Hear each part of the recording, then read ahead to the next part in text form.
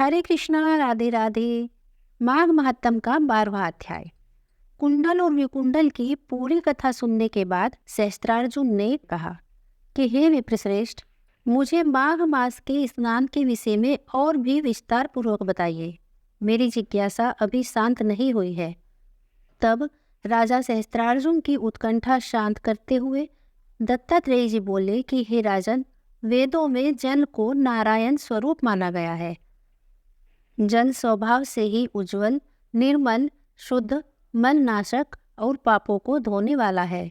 जल सब प्राणियों का पोषण करने वाला है, ऐसा वेदों में कहा गया है।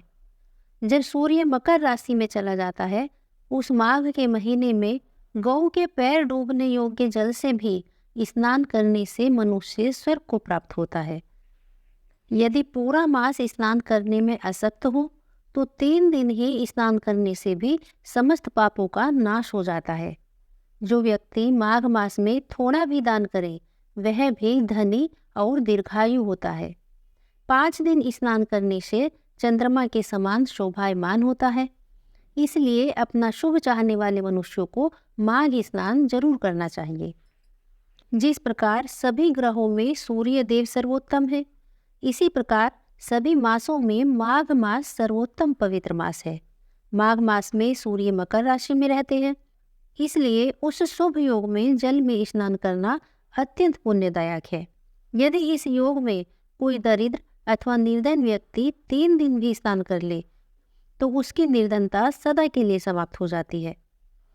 और कोई संपन्न व्यक्ति यदि माघ मास में 3 दिन किसी पवित्र नदी में स्नान कर ले तो वह अवश्य ही दीर्घायु को प्राप्त होता है।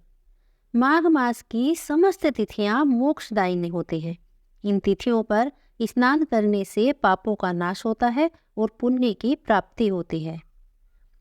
इसलिए प्रत्येक व्यक्ति को चाहिए कि माघ मास में अपने नगर के बाहर किसी नदी, तालाब अथवा कुएं पर स्नान करके फिर ईश्वर का जाप करे।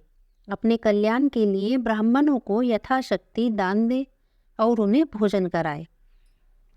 हे राजन, मैं तुमसे माघ में स्नान करने वालों के कुछ नियम कहता हूँ, सुनो। माघ मास में अधिक भोजन का उपयोग नहीं करना चाहिए। भूमि पर सोना चाहिए। भगवान की त्रिकाल पूजा करनी चाहिए। ईंधन, वस्त्र, कंबल, जूता, कुमकुम, धृत, तेल, कपास, रुई, वस्त्र और अन्न का दान करना चाहिए। ब्राह्मणों को भोजन कराना चाहिए और उन्हें दक्षिणा देनी चाहिए। एकादशी के नियम से माघ स्नान का उद्यापन करें और भगवान से प्रार्थना करें कि हे देव, इस स्नान का मुझको यथोक्त फल प्रदान करें। मौन रहकर मंत्र का उच्चारण करें, फिर भगवान का स्मरण करें। जो मनुष्य श्री गंगा जी में माघ में स्नान करते हैं वो 4000 युग तक स्वर्ग से नहीं गिरते। और जो कोई माघ मास में गंगा और यमुना के संगम पर स्नान करता है वह प्रतिदिन 1000 कपिल गऊ के दान का फल प्राप्त करता है। स्नान करते समय इन 4 मंत्रों का निरंतर जाप करते रहना चाहिए।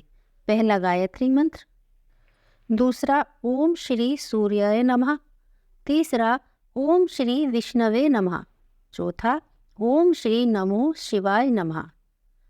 माघ मास के पुण्य स्नानों के निम्न प्रकार है। घर में ही घड़े के जल से स्नान करने से 6 वर्ष का पुण्य फल प्राप्त होता है। नगर के बाहर कूप अथवा बावड़ी में स्नान करने से 12 वर्ष का पुण्य फल प्राप्त होता है। तालाब में स्नान अथवा नदी में स्नान करने से 4 गुना फल प्राप्त होता है। देव सरोवरों तथा महानदियों में स्नान करने से 100 गुना फल मिलता है। संगम पर स्नान करने से 400 गुना फल प्राप्त होता है।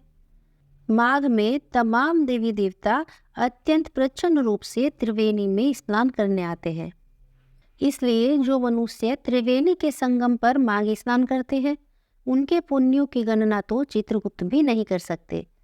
माघ स्नान के महात्म्य का वर्णन करते हुए दत्तात्रेय जी ने सहस्त्रार्जुन को इससे आगे और क्या क्या बताया, ये सब सुनने के लिए प्रतिदिन माघ महात्म जरूर सुनिएगा। आज का महात्म यही समाप्त होता है। हरे कृष्णा, राधे राधे।